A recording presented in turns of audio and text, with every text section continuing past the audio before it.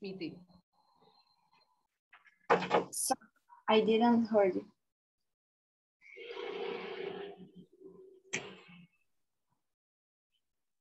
Well, if it's a problem of my computer, I think you can follow the program, and no problem for me. Maybe you can change after. If the next person could share, of course you can follow. Okay, Andrea, I'm going to give you time to fix the problem, and I'm going to invite the next presenter. Okay. Juni, are you there? Oh, hi, Dr. Risa, here I am. Yes, Juni, do you mind to present your paper now? Because Andrea is still fixing the problem. Oh, okay. Wow, okay. Talking about stress then. No pressure. Well, Good evening. Yes. Thank you. Thank you, Miss Risa. Good morning for all in the morning time. Good afternoon for all in the afternoon time. And good evening for us in Jakarta. Juni Soehardjo. I am from Jakarta, the University of Indonesia. My background is media or journalism, and of course, legal. I'm tasked to give you my presentation. Let me share my paper with you.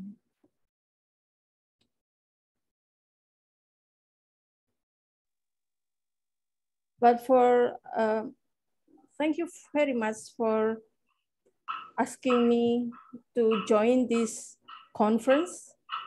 I'm very honored to do this.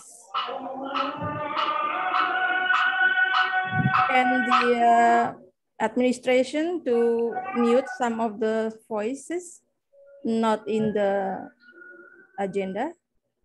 Thank you. I'm sorry, host disabled participant screen sharing.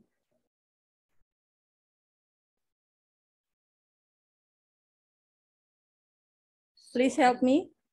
Yes. But then I can start now to help for the time constraint. My paper is titled "With the Queen and Her Global Fans in Social Media During Pandemic Era," an empirical study done by me, Juni Soehardjo. The introduction is quite useless actually, because everyone knows that last September 2022, the regnant Queen of United Kingdoms passed away, and suddenly the world erupted into unprecedented tight-knit community-like response. Citizens from countries that are not joining the Commonwealth nations, let alone Commonwealth realms, suddenly putting their hearts in their sleeves and writing in their social media. And it is shown from the broadcasting services or the streaming services that there came from a lot of very various backgrounds, races, and education.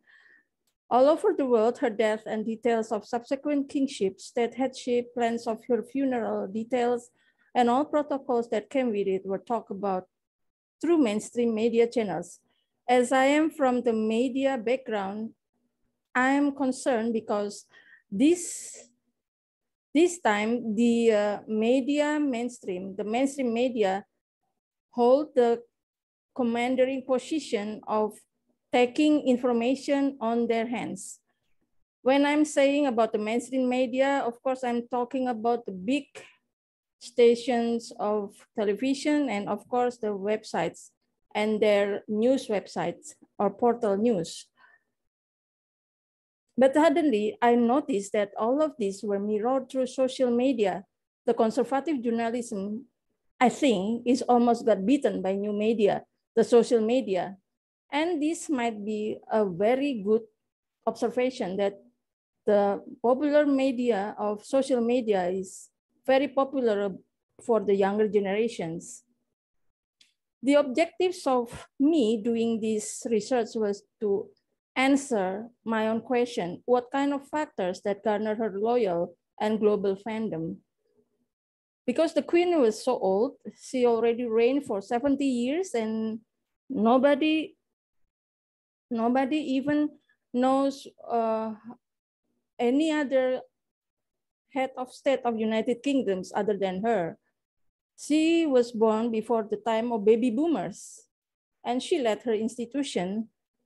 And suddenly when she passed away, she becomes a social media darling that transcends all differences, all the races, and etc.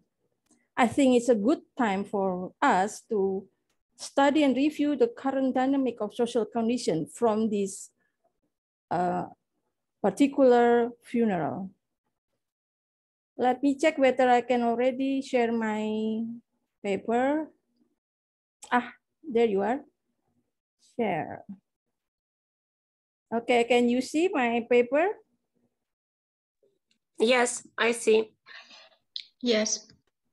Thank you. Thank you for the help. So this is the objectives that I talked about previously, and then I came into method and procedures. I conducted my research through internet-based media method, especially Twitter platform. Because I love Twitter platform, I can answer this in the next few pages. I can inform you that it is reported by Twitter formally that the internet broke with about 30 million tweets about the Queen since her passing up to 20th September. So for your information, my research was conducted for the period between her death on 8th of September until 22nd September 2022. The day of her death announcement was the highest volume of conversation ever since on the microblogging platform. The hashtag of Queen Elizabeth holds over 5.2 billion views on the app. And all this data came from Twitter itself. The next thing is about method and procedures, because I opted this application because it provides rapid updates, very different from Facebook. And interaction is done directly amongst accounts and individuals, regardless their background, regardless their conviction, regardless their race or any other things that make us different from each other. Even I can see that both pro and contra accounts against the monarch and institution, and they even held Twitter war. In Indonesia, it's called tweet war. On the other hand, we can see the mainstream media, in this case, broadcasting through streaming, although internet-based, was not included in my monitoring, as it does not provide interactive media during the event of Queen's death. However, the official social media broadcasting companies who held the Twitter account is used to monitor, as they are part of mainstream media. I still follow them. They also provide to give a general information and data of the following issues about what will happen, what is happening, who says condolences, and things like that. What I learned from this research was the result that Twitter captures Queen Elizabeth's dynamic roles perfectly. From this Twitter application, I can see the Queen-led monarchy institution during her 70 years reign. And the fact was there that she was without higher education. She was homeschooled. She was a woman in a man's world. Can you imagine a woman without higher education? And she was famous for her shyness or reserved characteristic. And she, during her death, during her father's death, suddenly was thrust into man's world. She must adjust herself to global politics. She must face people who won the World War. And those are men with power. And you can imagine how intimidating it must be for her.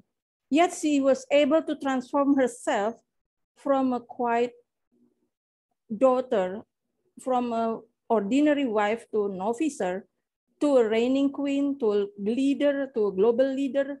And at the end of her days, she ends up as a matriarch of her country, and even serve as role model to some aspiring women in leadership positions, as we can see from the hashtags and the interaction between the accounts.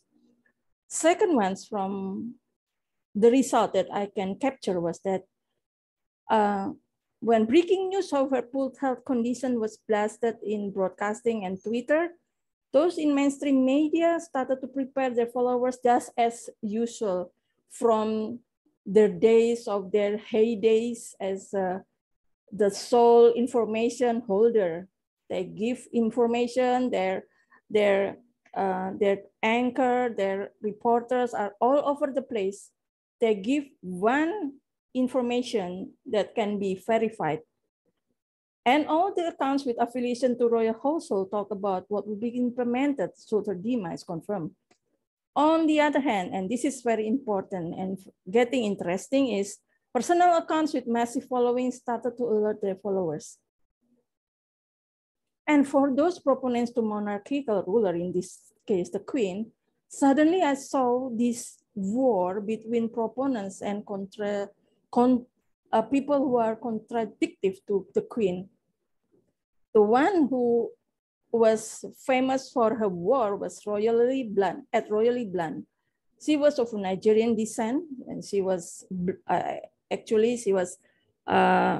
still live in Nigeria, and she went against accounts that called the queen as racist. And this did not stop in the proceeding of state funeral and political issues. They came into other issues other than funerals and political. And there was also an American guy who is known as body language expert. His handle is @Nisics, who discuss body language. This makes this research is interesting. The second one which is very interesting for me is the interactive parts between all the accounts. When the queen was confirmed to be no more, news was distributed through mainstream media. But then the personal accounts started to retweet and provided link or personal or pictures or photo of anything that are usually not about tradition. It became a disclosure of the shrouds of the passing of the monarch.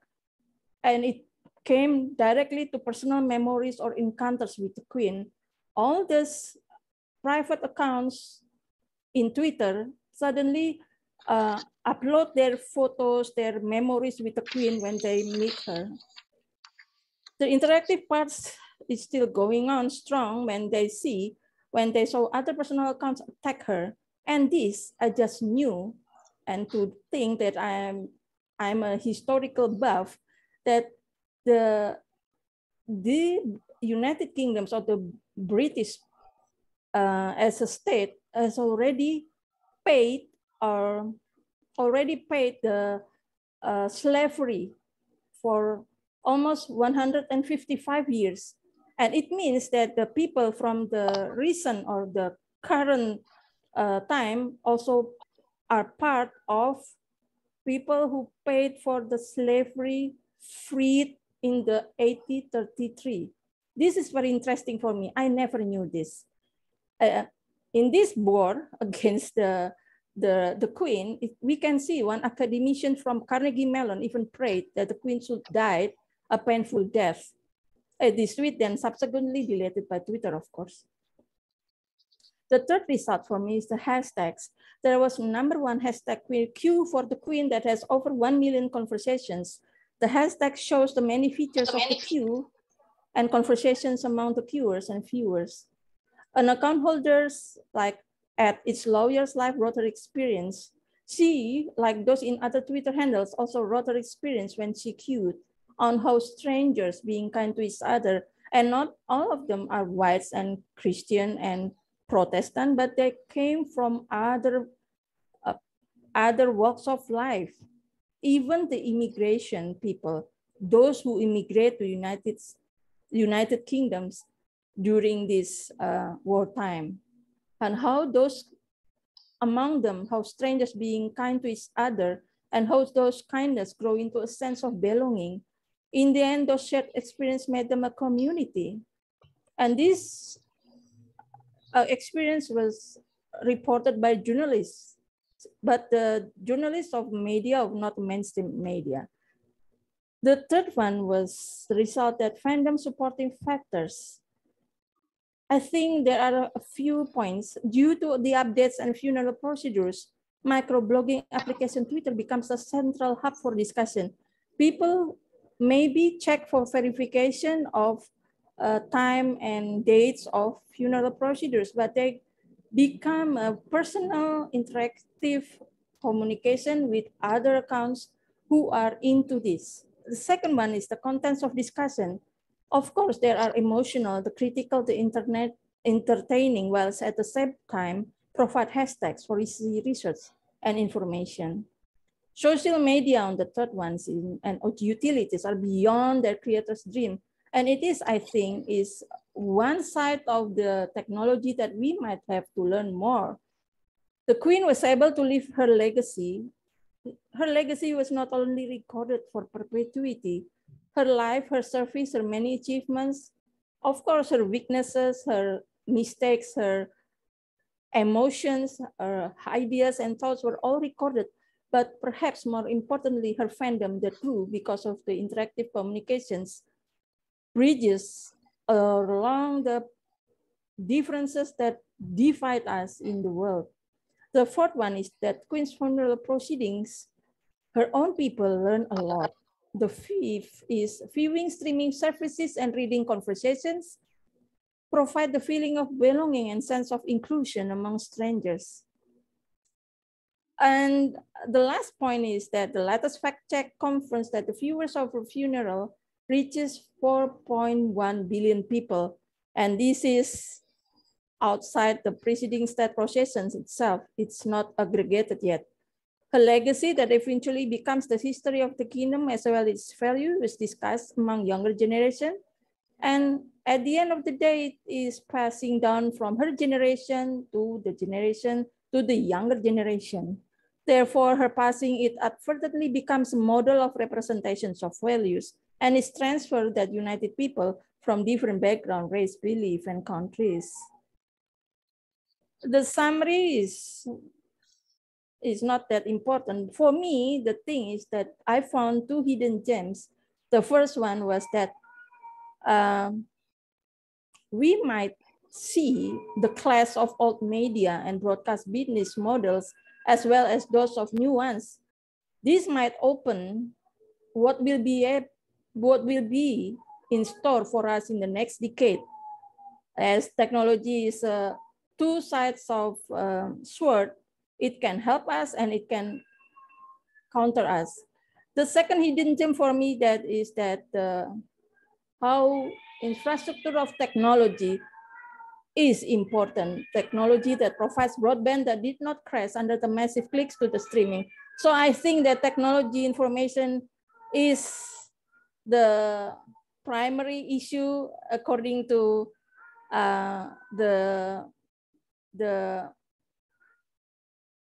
I'm sorry, my cats are all leaning.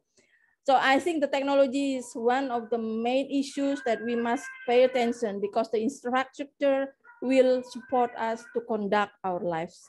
That's it. Thank you for listening. Thank you for having me here. Good night. Thank you, Juni, for your presentation. It's very interesting. It concerns all of us. For the next presentation, Andrea, are you ready?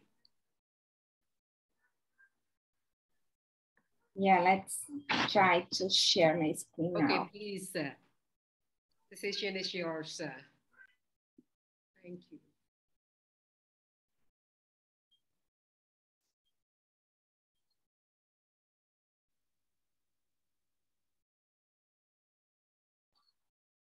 Can you see? Yes. Yes, we can see it. Let me try to do a bigger.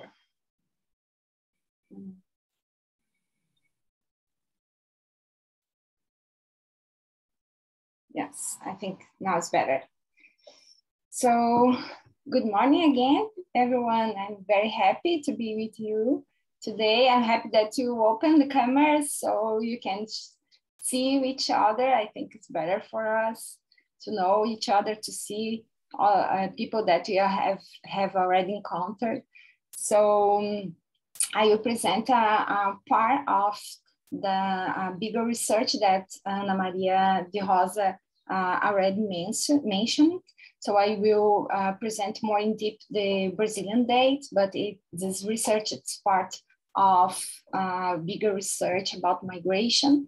And here I will present some data about the speeches of Brazilian presidents about migration. So we analyze speeches from Dilma Rousseff, Michel Temer, and Bolsonaro about this issue. I am Professor Andrea Isabel Giacomozzi from Federal University of Santa Catarina, Brazil. And I like to show the map of Brazil because Brazil is a huge country. So I live in south of Brazil. It's an island. The name is Florianópolis, and it's the capital of the state of Santa Catarina. Here you can see an aerial view of the island of Santa Catarina and some pictures so you know my city. So Brazil is a country built around migration, also, as Ana Maria said, about Italy, about Canada, but Brazil also. And it's estimated that between the years of 1870 and 1950, more than 4.5 million foreigners arrived in Brazil as immigrants. Andrea, you are not opening yet your file. What? You are not opening yet your file. No? You can't see my presentation? Just see the list of your file. Oh my God, because for me, yes, for me it's okay. Let's see.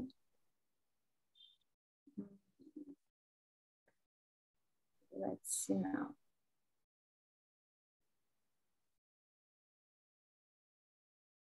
Can you see now? Not yet. Not yet. I think you need to switch which of your windows is shown on Zoom.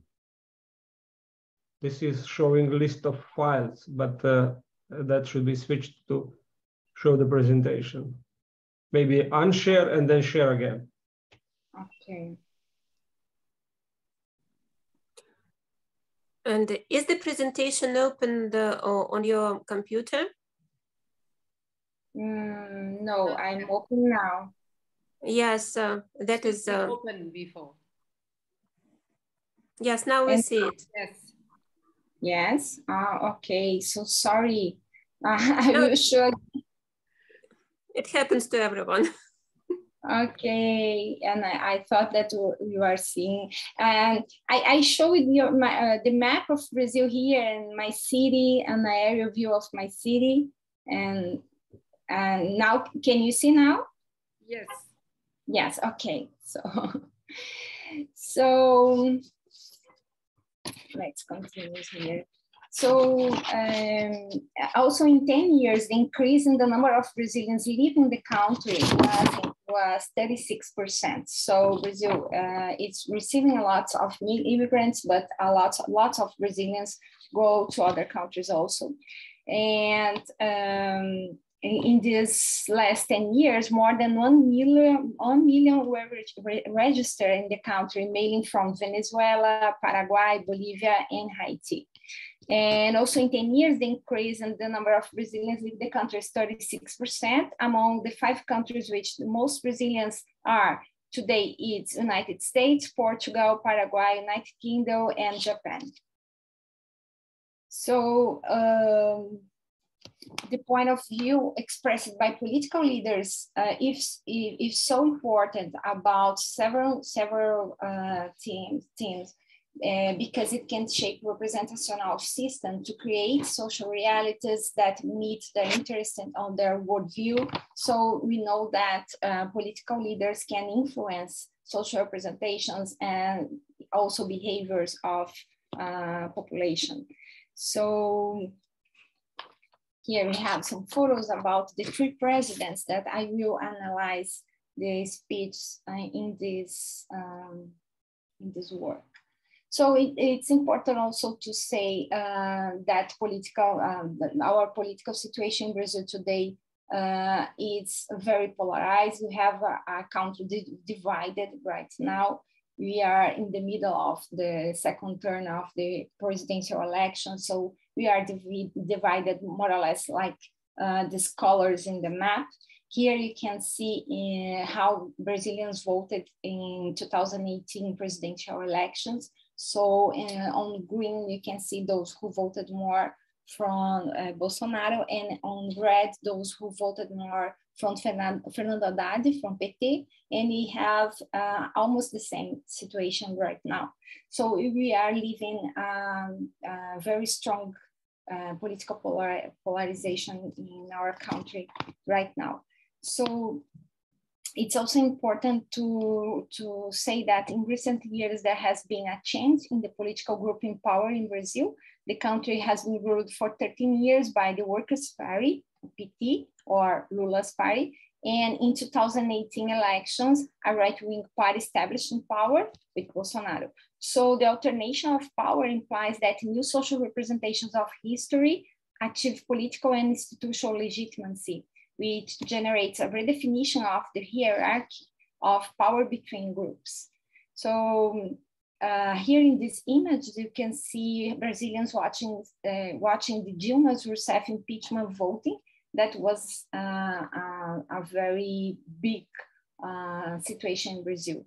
And you can see those who are sad because of the impeachment, and those on yellow and green who are happy. And yellow and green are the colors of our country. So we analyzed the political speeches on immigration, officially made, as well as posts on social networks by the three presidents that the country had during this period. So the objective was to discover how the discourse of recent Brazilian presidents on immigration has changed over the years, in which there was an alternation of political parties in the country, and we have this great political polarization. So we analyzed 13 speeches from Dilma Rousseff, 20 from Michel Temer, and 16 from Jair Bolsonaro, a total of 49 speeches. So Dilma Rousseff was the first woman that became president of the Republic of Brazil in 2011, was her first term. And in 2014, she was elected again with 51% of the votes. And in May 2016, we had her impeachments. So she was succeeded by her Vice President Michel Temer in August of 2016. Michel Temer took off the government in 2016. It's important to say that Dilma Rousseff is from PT, a Workers' Party, so she is from a right-wing party, and Michel Temer is a center-wing party. And he launched the new Brazilian law of migration in 2017, which is a law considered more welcome to immigrants with focus on human rights. And now we have Jair Bolsonaro, took over the government on January 2019. He is a right-wing president, and he since 1991 he was a retired captain of the federal government, and he was a deputy elect with promise of liberal reforms in the economy, conservative speech, and against the PT and against the system itself. So the results, the analysis we did with Iramutex software, and I have this cluster, 6 clusters with all this speech. So we have the class 4 that is related with Bolsonaro's speech in 2019, mostly of them on Twitter. So the excerpts involve speech about immigrants into our homes, as a kind of invasion, and it is associated with the words who, be, and will, to question who are these people who will enter in Brazil.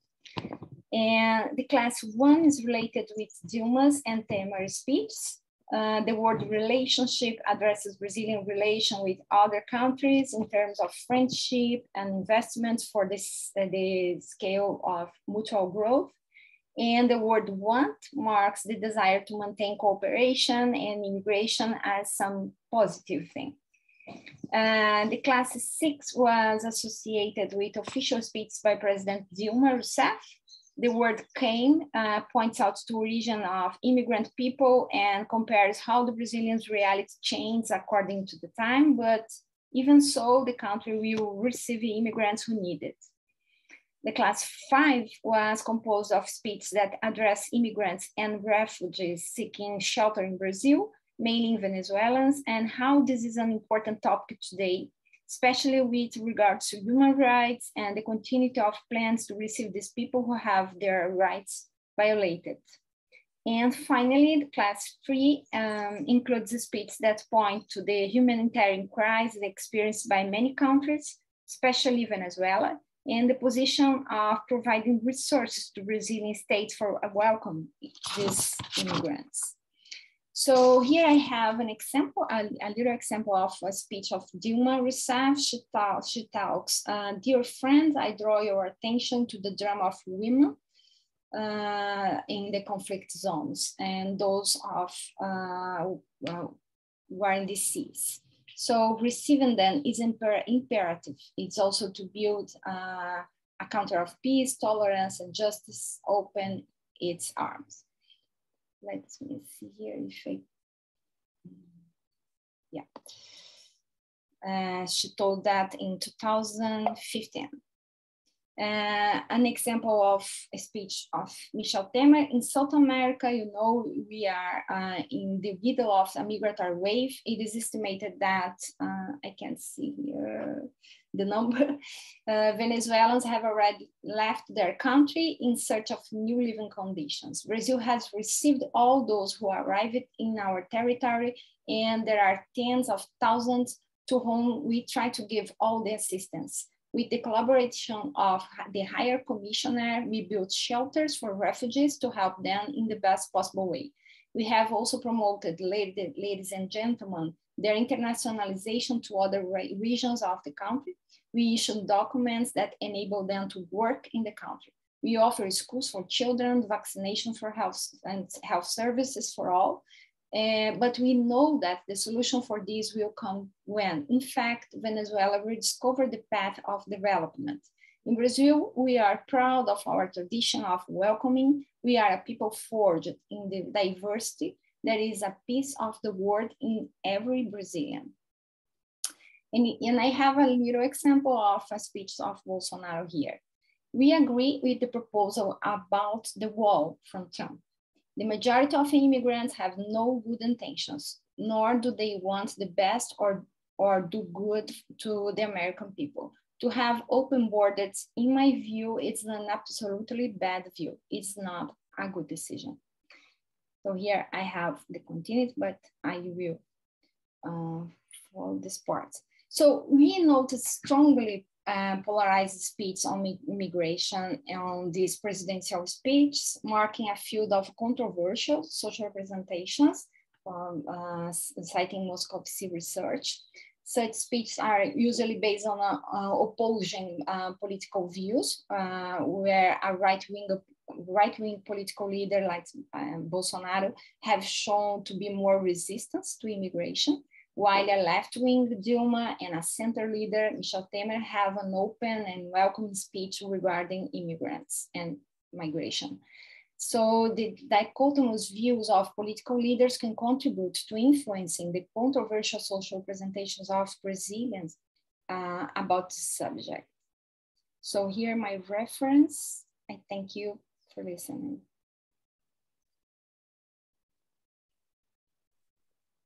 Thank you. Thank you, Andrea. We are going to invite the next presenter, Aleksander.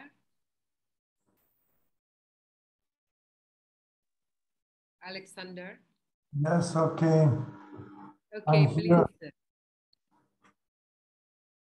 Please let me permission for screen sharing. Please do. Okay. Hi everyone. I have honor to be part of this seminar, second time in my life, and say thanks to organizers who gather us on same place. This time I will introduce my new empirical research about corona situation in the early beginning outbreak of coronavirus pandemic.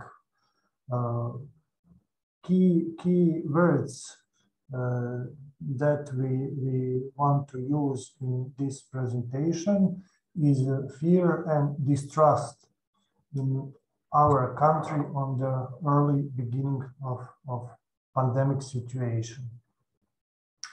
The pandemic has led to reshaping of all segments of life. We can make one different on individual and collective level. On individual level, we have changing and reshaping everyday routines, style of living, and other conditions in individual life. And on collective level, we have changing in many relations in societies and established. I'm sorry, Aleksander. Do you share your presentation? Because I don't see it. I guess other participants also. Oh, sorry.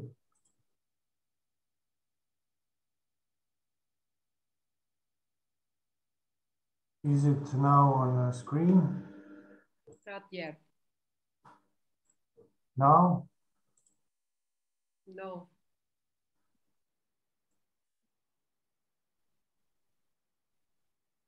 Probably as Andrea, you need to open it first on your computer. Okay. Yes, I did it. And then choose this window in sharing.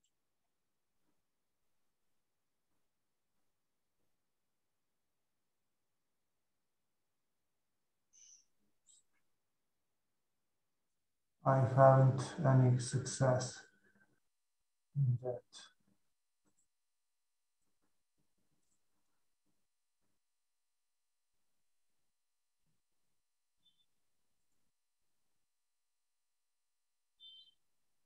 Maybe stop sharing and then start sharing again.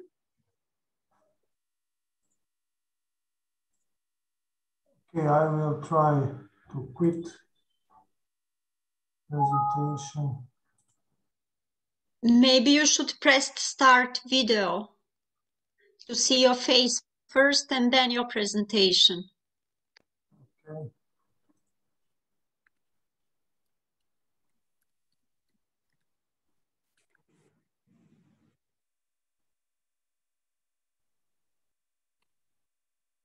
Apparently, I have a problem.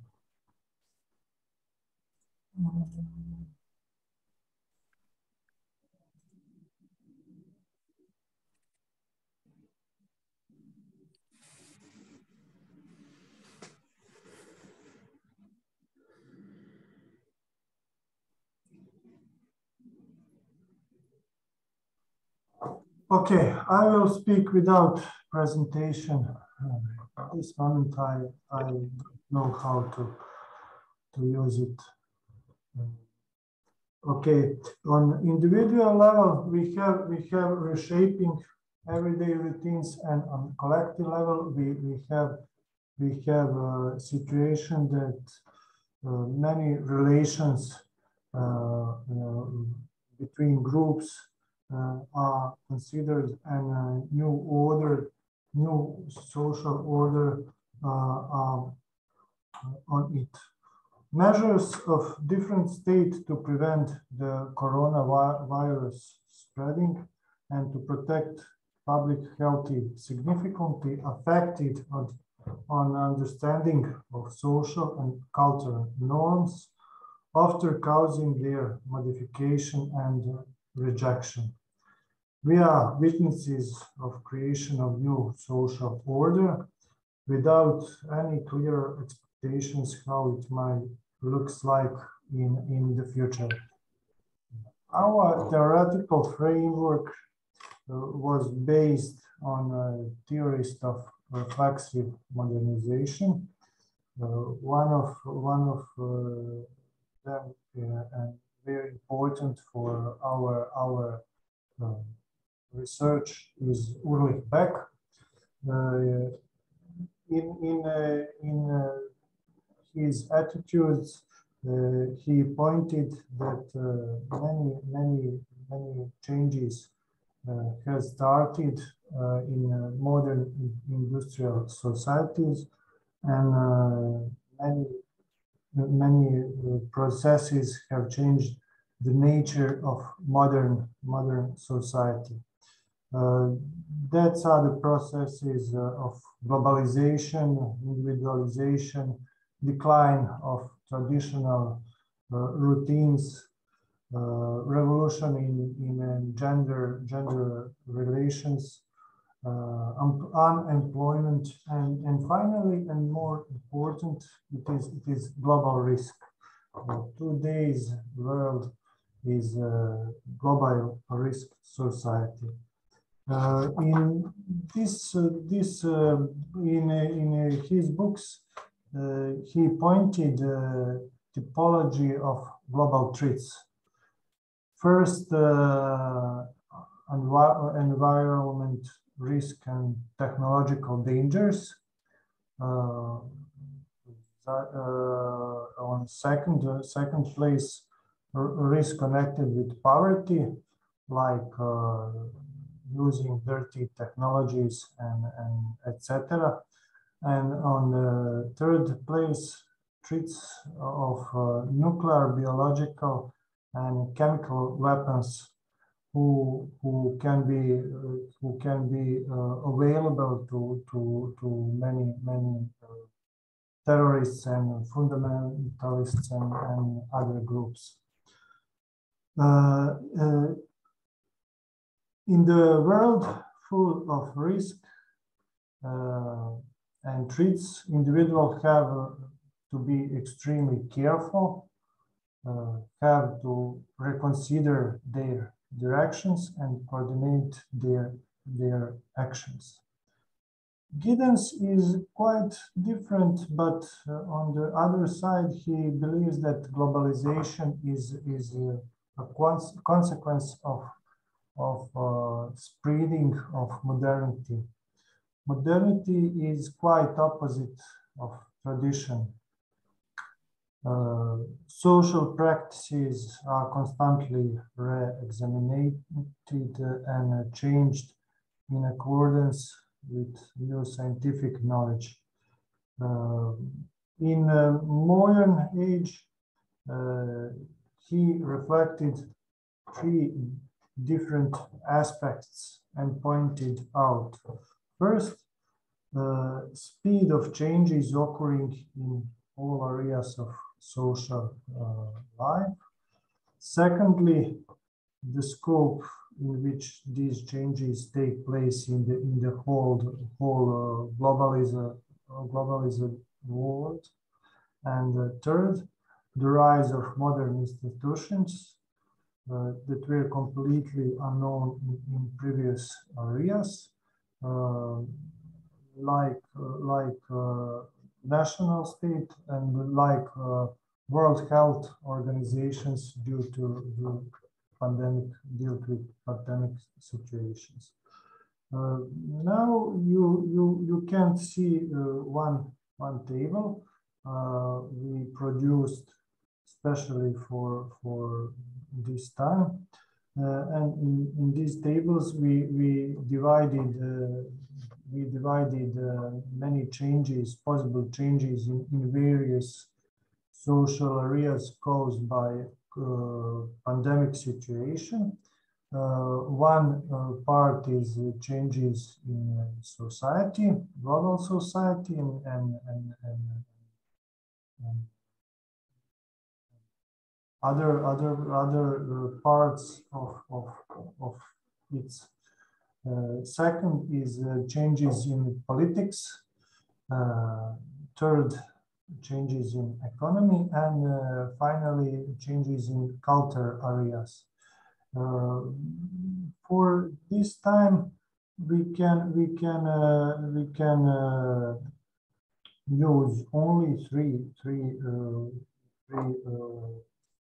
states: change of habits and lifestyle from first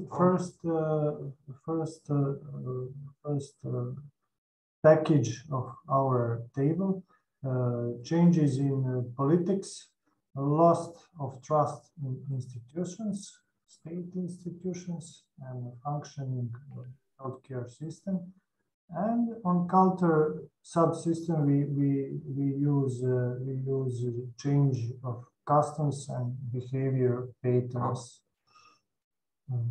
Objectives was identify changes in everyday life of citizens in Bosnia and Herzegovina and trust in public institutions, which were making and implementing political decisions, as well as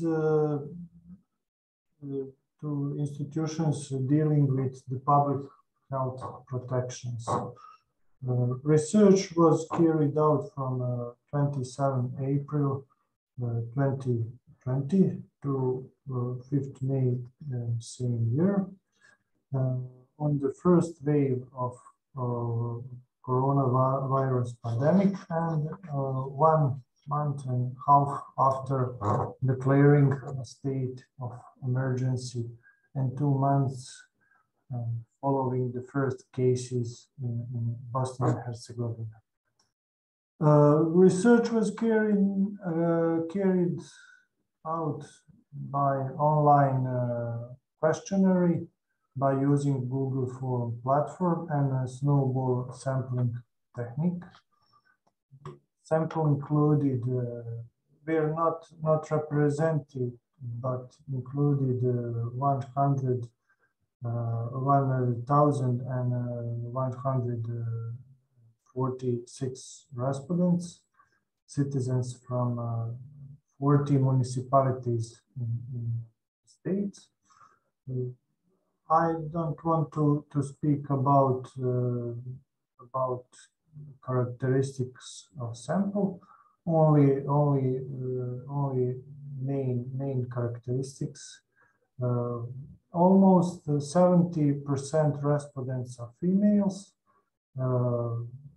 55% of respondents have university degree. 30% of respondents are in age group up to 25 years, and 65% are middle-aged. 71% from urban areas. And finally, I want to speak about results. What about fear about pandemic? Fear caused by the pandemic outbreak branches into different directions. One is fear of respondents for their own health and for their family members, and second is fear about pandemic consequences. And unfortunately, you can't see some figure about whole situation, but I will try to describe what will happen. we have one attitude. The pandemic is the biggest ever that the mankind has faced in the last 100 years. In average, 42% of respondents agree with this attitude. And we have three different variables who have impact on respondents answers. This is gender, age, and place of residence. Especially older respondents over 56 years old have a fear about pandemic, and percent grow up almost 60% of feared people. Second figure and second attitude is next. When it comes to the pandemic, the humankind will to see the worst of it. In average, 47% of respondents agree with this attitude, and we have two variables who have impact on this attitude: place of residence and level of education. Low educated people are more feared than high educated people, and people in rural areas, in areas far from cities. And now we can see here as a reaction of pandemic situation how it is reflected on the strengthening on ties with primary groups. I will say only a few states. The family members started spending more time together doing joint activities. In over 80% families took more care of each other. 75% of families. Many families and household divided everyday activities, cleaning, tidying, looking after children, and other activities, similar activities, in 57% of families, and become more tolerant to each other in maybe 1% lower, 56% of families. But on other side, smaller number of families experienced with disruption of family relations. Every fourth respondent confirmed that the members of the family found each other tiring and could hardly wait for the situation to get stabilized, or say we don't pay much attention to each other, or say each of us is dealing with his own things, or say we are practically at the age of our nerves. In terms of consequences with pandemic situation, we have interesting conclusions. many respondents, in fact, most of respondents, 66% of respondents, put in the first place economic consequences of pandemic situations. Only 8% of respondents put on the first place public health, mental and panic disorder due to fear, possibility of death of family members, etc. It is clear that in poor societies like Bosnian one, the material fear supersedes all other fears, including the fear for physical and mental health. And finally, distrust in institutions. We can say that reaction to pandemic situation in wider community sense disrupted social political relations. In low democratic standards, economic backwardness, disorder, healthcare systems are just some of the reasons for the growing distrust in the social institutions and institutions who will be responsible for healthcare and preventing of spreading pandemic to all over the country. Countries with a high level of democracy react much better to any challenge, such as a global pandemic goes with the authoritarian socio-political systems. And finally,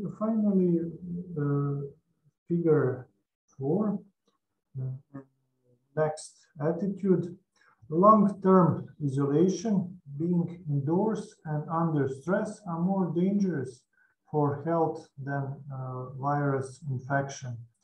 Most of respondents agree with this attitude.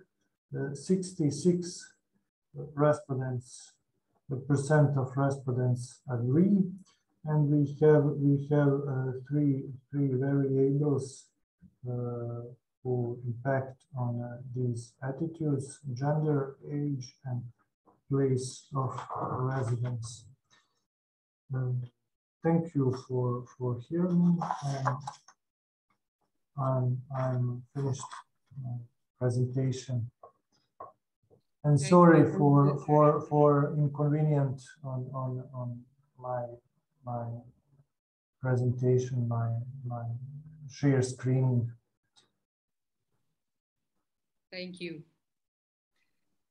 I would like to invite some questions or comments for these 3 presentations from Juni on media, the change in media habit, and Andrea on immigration, social representation of immigration in Brazil, and on pandemic presented by Aleksander. Is there any question? Irina or Anna Maria, perhaps, because last year she published a joint article on the pandemic issue. Anna Maria, are you still there?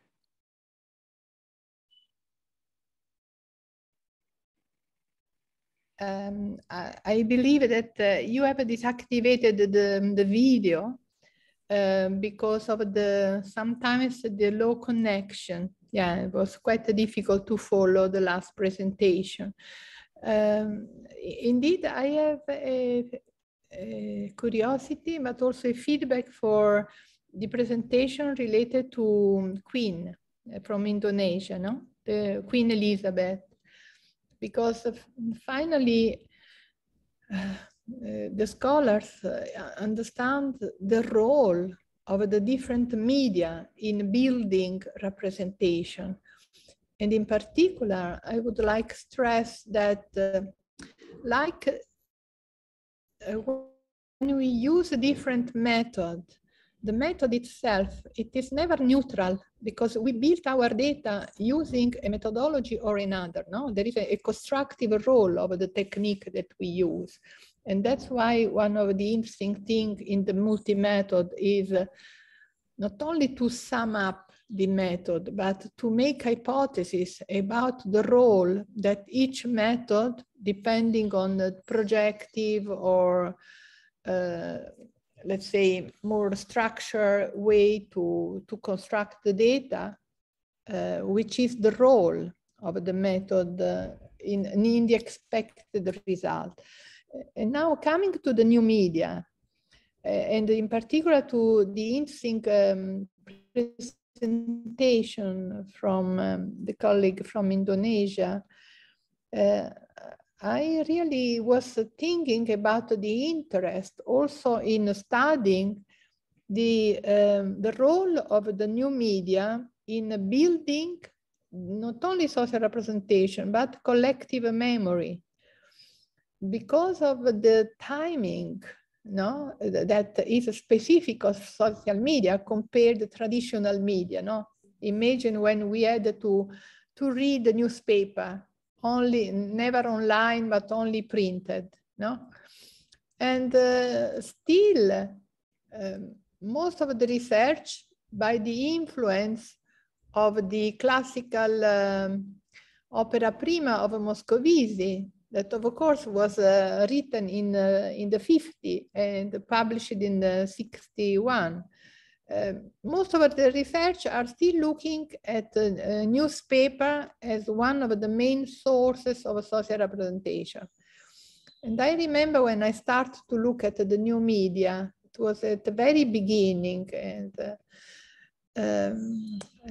indeed, one of my studies was to redone all the research done by Moscovici on la psychanalyse en images en public, using not only printed newspaper, but also the new media. And this was in 2011, when there was a sort of celebration of the 50 years of publication of the book of Moscovici. And so my consideration is about this very interesting event that has been globalized, no? Showing the national identity proudness through the sort of global personage that was the Queen. I found myself a sort of a combination in the UK of tradition and openness, you know? So different from the imperial style, for example, from Russian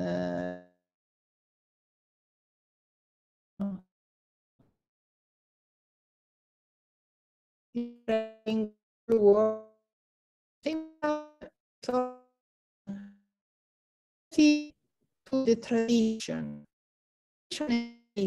that is always impressed me also when I lived in the UK.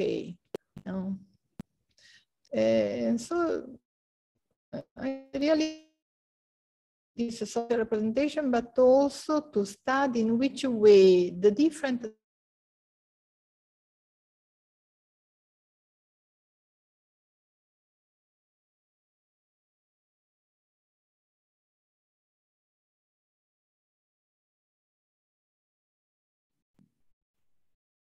Anna Maria, are you still there? We are losing connection with you.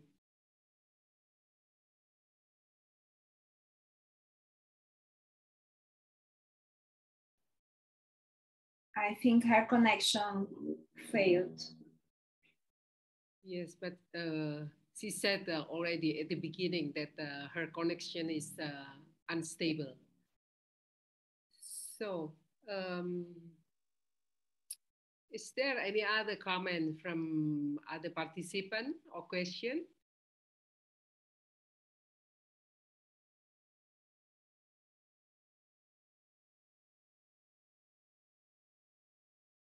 Irina? Also, a very short comment, and I see that Diana Vukamanovic also wants to say something. Yes, I would like to acknowledge this first part of presentations, which combined, in my view, three most important topics, which our world, which is Bani world, is facing now. It is definitely COVID pandemic, and it is immigration due to different reasons. And all the world followed the news about the death of the queen, who is a legend queen. And so I'm very impressed with this combination, with this involvement of researchers who reflected the most important events in the world. And maybe Diana Vukamanovic has some question. I just wanted to thank Andrea Giacomozzi for her excellent presentation of how politicians are misusing immigrant or refugee issue for their own incentives. So it was a clear division between three presidential candidates, if I may say so, because politicians are always interested in their public opinion position and also to be re-elected. But also, I mean, I appreciate a lot that Andrea was using software to analyze concretely their vocabulary, key words that are used, and they are separated into different clusters. So I think that it is really important to analyze scientifically political narratives, and her paper that will be published is really a great achievement in that sense. Maybe just any comment according to her opinion, what was the best strategy for these three persons that he mentioned concerning the refugee issue, concerning the immigration, for their political aims? Maybe just short comment. How they survived after this big issue. Thank you a lot, Jana. And well, I think we can see the political polarization that we have now in Brazil. We can see in this presidential speech. So I think that is very important to consider the leader's speech when you are trying to understand what are happening in a country or in a context divided like is Brazil right now. So I think it consider that the importance of the influence of this speech in the behavior, in the thinking of the groups, social groups, it's very important. Well, we are living now in a country very polarized, so many issues are polarized right now. So immigration, it's one of them.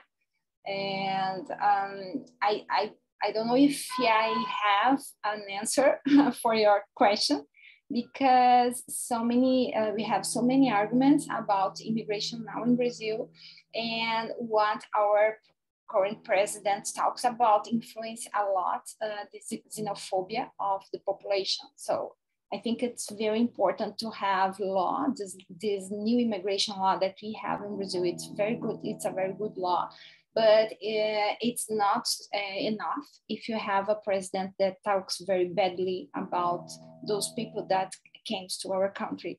So we have to have laws, good laws, but we have to have a president that respects the law also. So for me, it's difficult to talk right now about the situation because we are in elections period, and it's not safe. I think it's not safe to me to talk a lot about this subject I am afraid of. So it's sad to say that, but I don't feel comfortable to talk about politicians right now in our situation.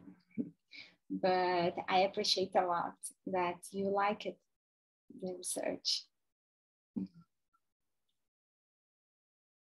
Thank you. I'm so sorry. I was not aware that it is a so sensitive time. So, but I appreciate a lot your work that you already have done. Thanks.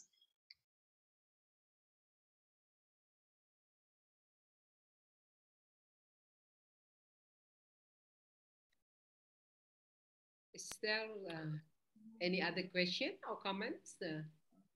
I would like only to add to Andrea's words that at present we need to be very conscious about security, even on our seminar.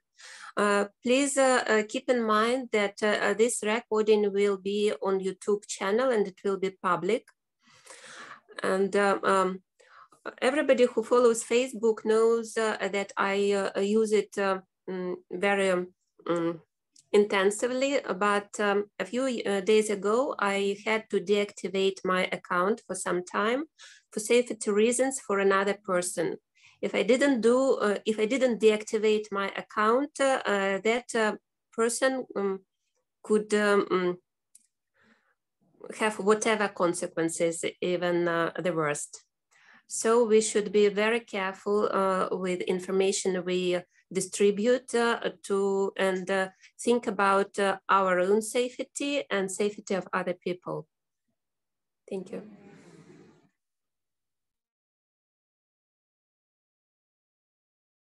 Thank you, Irina.